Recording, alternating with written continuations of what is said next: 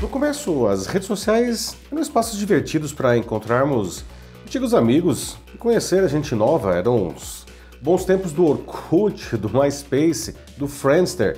O próprio Facebook surgiu em 2004 como um simples diretório de alunos da Universidade de Harvard. Mas isso mudou na última década e essas redes têm ficado cada vez menos sociais.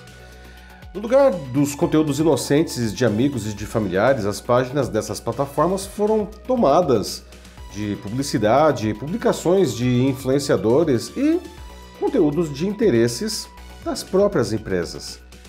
Os feeds que prendem a nossa atenção se transformaram em ferramentas de convencimento fabulosas que nos induzem desde comprar todo tipo de quinquilharia até em quem votar. O espaço social deu lugar à máquina publicitária mais eficiente já criada. A redução no aspecto social teve um custo para os usuários e para as próprias redes. Há semanas o Brasil vem debatendo o projeto de lei 2630/20, apelidado de PL das Fake News, que busca regulamentar essas plataformas.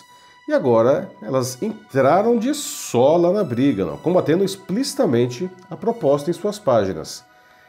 Não é de se espantar, são elas as mais impactadas pelo projeto, e não os usuários, os negócios, as igrejas ou mesmo os políticos.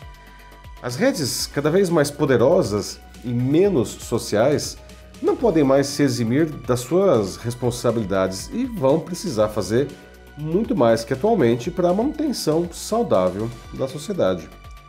Eu sou Paulo Silvestre, consultor de mídia, cultura e transformação digital, e essa é mais uma pílula de cultura digital para começarmos bem a semana, disponível em vídeo e em podcast. Nada disso chega a ser novo, não, mas a magnitude do espaço que ocupa em nossas vidas tornou-se alarmante até.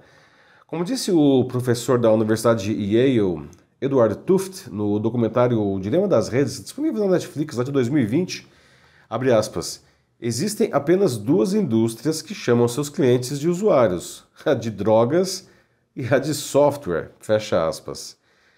Algumas pessoas questionam o aumento desse poder em detrimento dos aspectos sociais. E isso vem provocando sangrias de usuários que ficam desencantados. Não? Por isso essas empresas, as redes sociais, também são prejudicadas porque os usuários acabam migrando para plataformas menores e nichadas, onde o aspecto social ainda é relevante. E com isso, até mesmo os sonhos megalomaníacos de moguls como o Mark Zuckerberg ou o Elon Musk de ter uma plataforma onde todos fariam de tudo, ficam cada vez mais distantes. Eu conversei sobre isso com a Magali Prado, que é pesquisadora do Instituto de Estudos Avançados da Universidade de São Paulo. E para ela, não é do interesse das redes sociais mudarem o formato de como operam e muito menos abrirem as caixas pretas dos seus algoritmos. Não? Ela acrescenta que é notório verificar o espalhamento desenfreado de assuntos polêmicos e principalmente quando esses assuntos não agitam as emoções. Isso explica atitudes como as vistas agora nos últimos dias, como quando o Google colocou um link para defender a sua posição contrária à regulamentação na sua página de entrada, ou quando o Telegram enviou uma mensagem para todos os seus usuários do Brasil com o mesmo fim. E para fazer valer seu ponto de vista, eles não economizaram em afirmações falsas e até mesmo distorcidas. No caso desse último, no caso do Telegram, ainda ele carregou em frases de efeito e falsas, como dizer que a democracia está sob ataque no Brasil, que essa lei matará a internet moderna, ou que ela concede poderes de censura ao governo. E a lei não diz absolutamente nada disso. Essas iniciativas aí do Google, do Telegram, provocaram reações no mundo político, no jurídico e no mundo empresarial. A própria Meta, que é a dona do Facebook, do Instagram e do WhatsApp, correu para dizer que não concordava com as afirmações do Telegram, mesmo porque ela foi citada na mensagem do Telegram. Muitos argumentaram que essas atitudes das plataformas digitais poderiam ser consideradas abuso de poder econômico pela enorme penetração que essas empresas têm na sociedade e pelo poder de convencimento de seus algoritmos. Apesar disso, juridicamente não dá para afirmar isso não, tá? Eu questionei isso ao Marcelo Crespo, que é coordenador do curso de Direito da ESPM.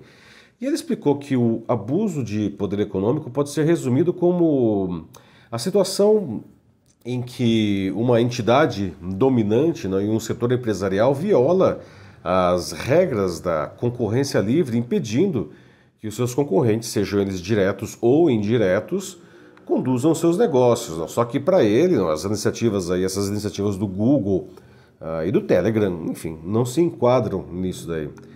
Ele acrescentou que seria diferente se, por exemplo, houvesse uma manipulação algorítmica, tá, que privilegiasse algum conteúdo alinhado com o posicionamento dessas empresas em detrimento de posições contrárias. Não? Mas pelo menos essas mensagens, né, não indicariam isso daí. Não?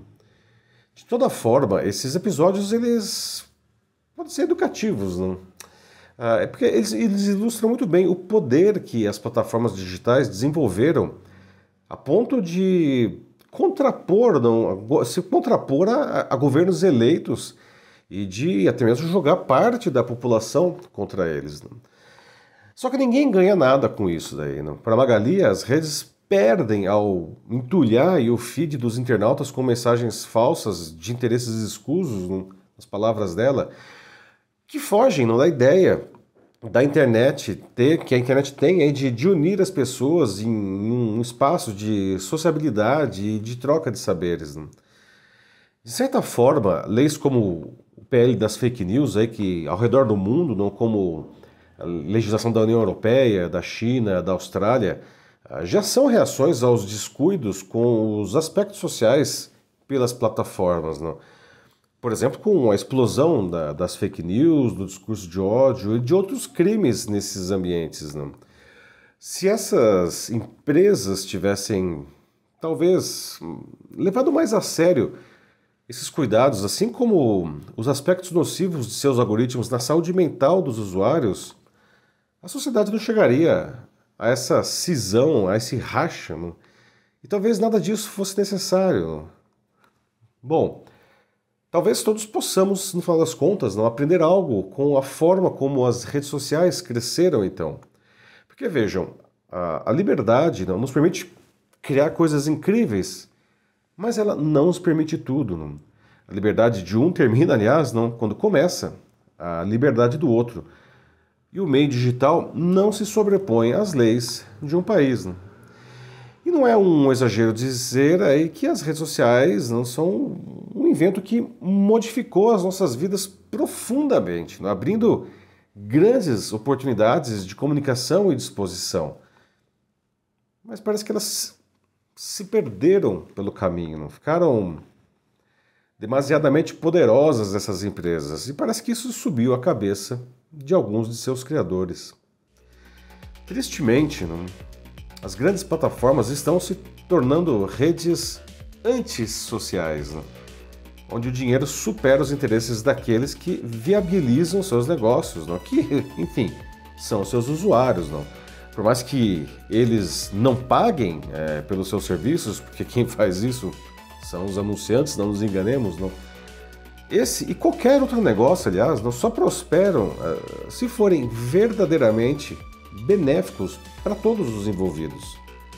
Se a balança se desequilibra, como parece ser o caso agora, não? Os clientes sempre vão encontrar quem se preocupe de verdade com eles. E aí? É isso aí, meus amigos. Bom, esse não é um debate simples, não. Existe muita informação conflitante nas próprias redes. Essa confusão só interessa essas plataformas, não? E a alguns grupos políticos, não? A gente precisa conversar com serenidade e até mesmo, né, para resgatar um aspecto mais social e, por que não, um aspecto mais divertido dessas plataformas. Não? Todo mundo ganha com isso. Se você quiser debater sobre isso na sua empresa ou instituição, mande uma mensagem aqui para mim que vai ser um prazer conversar com vocês. Eu sou Paulo Silvestre, consultor de mídia, cultura e transformação digital. Um fraternal abraço. Tchau.